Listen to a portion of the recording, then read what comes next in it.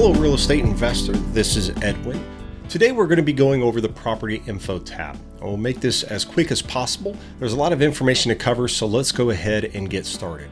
First off, when you get to the property info tab, you're going to see the subject property details. Most of this information you will have filled out in the full loan application. There will be some sections that we will fill in for you, so you don't have to worry about that. If you find the parcel number, the APN, or the folio number, you of course can put that information in if you like. And the legal description, we get that from the title commitment anyway. Down here, property access, if there's any way, especially if the property is listed with a real estate agent, this is going to be important, especially if we are ordering a third-party property valuation that needs interior access, such as an appraisal. We will need to have that contact information as well. That property access information may be the same as a seller, or it may be different. If there is a seller involved, please put the information in there. Right now, we have the development team working to make the logic make sense, but if you select a refinance, you're still going to have the seller information right here. So if it's a refinance, you can just completely ignore that section. We are working with the dev team to make sure that the logic lines up so that the seller info tab is hidden if it is a refinance. If there is an HOA, you'll want to make sure that you mark yes and then fill in all the information for the HOA. And if there's a master or secondary, you'll want to make sure that that information is filled in as well. We do lend on HOA properties, so that's perfectly fine. We just need all the information from the HOA. Title information, make sure you put in your title company if you have identified one. If you have not identified a title company, then please reach out to us. We have a list of reputable title companies that we work with and are investor friendly. So please feel free to reach out to let us refer you to one of the title companies that we know work well with real estate investors and, more importantly, understand the time-sensitive nature of our transactions. Now, in most states, the title company is the same company that handles the escrow. You'll want to know if the title company or the title agent is different than the escrow agent. In many cases, it will be. The title agent will be somebody that works in the title company that simply is authorized to pull title. The closer, however, will more than likely be the attorney if an attorney owns the title company, or it will be the business owner if the title company is not owned by an attorney. Also, in some states, the escrow may be a completely separate company altogether. So you'll want to make sure that you get that information put in right here. Now, as far as the lender's title, lender's attorney, and lender information, that is information that we put in. If you adjust or change this information, that could slow down the underwriting process, especially because we have to go in there and make sure this is correct. So we highly encourage you not to use or change or adjust any of this information right here. As well, we are working for Logic to hide this information so that that information is not plainly visible to you because, quite frankly, it just simply doesn't matter.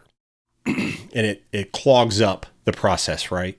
Insurance agent, though, this is important information. We will need this because we will request an updated insurance quote based on our needs. We understand that, especially if this is a refinance, you probably have insurance already in place. However, we need to get a quote for insurance that meets our standard or our requirements. So be sure to put your insurance agent rep here. And if you don't have one, again, reach out. We have a wide network of reputable insurance agents that work with real estate investors, and they understand what you actually need and what you don't need. And so we want to make sure that that information is up to date. And then right here will be your insurance detail information. Again, don't worry about this. We fill all this in for you.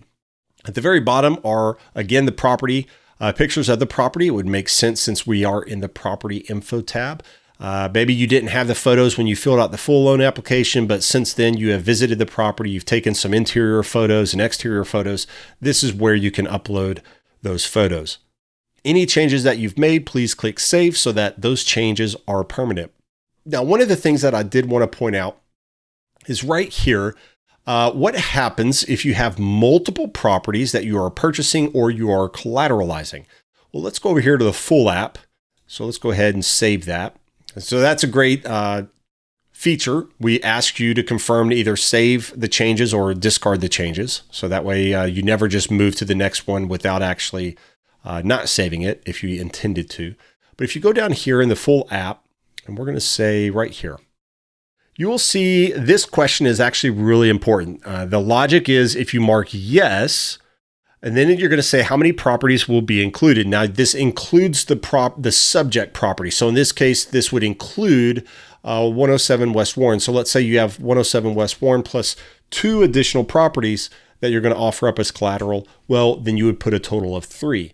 Are these properties owned free and clear? Let's just say they're not, which we encourage you to have free and clear properties. Or if you're purchasing multiple properties, then of course, it doesn't matter because we're going to be in first position anyway. And then are these properties owned under the same entity as the subject property? It makes it easier, but it's not required. You can have different entities for different properties. And then, so there we go. So we've got this information. Let's go ahead and go down to save. And then what does that do to the property info tab? Well, let's go ahead and go back here to the top. Update successful. So let's go to the property info tab.